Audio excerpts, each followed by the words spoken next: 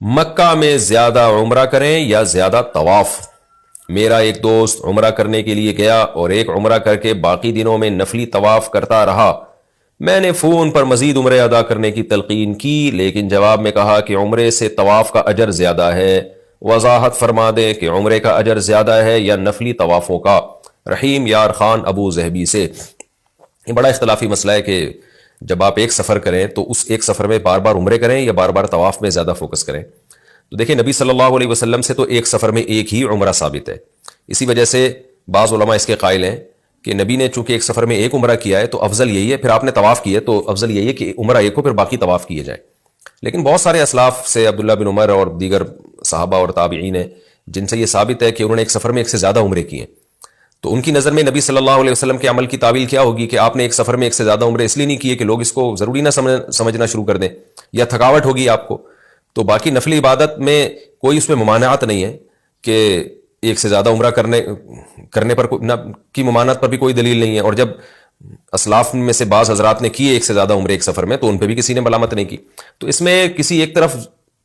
جو ہے نا جزم کے ساتھ فیصلہ کرنا ممکن نہیں ہے۔ تو میرا اپنا معمول تو یہی ہے اس حدیث کی وجہ سے کہ نبی صلی اللہ علیہ وسلم نے ایک سفر میں چونکہ ایک عمرہ کیا ہے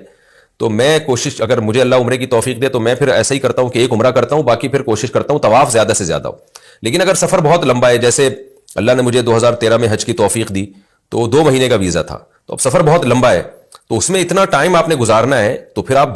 دوبارہ بھی عمرہ کر لیں، کوئی حرج نہیں ہے، کیونکہ نبی صلی اللہ علیہ وسلم تو تھوڑے ٹائم کے لیے گئے تھے نا، تو آپ کا 40 دن کا ویزا ہے، 2 مہینے کا ویزا ہے، تو پھر آپ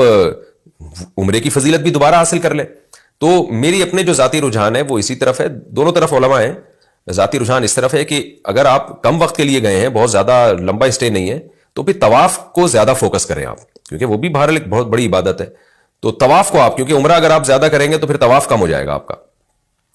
عمرے میں بھی طواف ہوتا ہے لیکن ایک طواف ہوتا ہے نا، تو آپ طواف اور دیگر نفلی عبادت کو زیادہ فوکس کریں۔ خاص طور پہ طواف تو سب سے اہم ترین عبادت ہے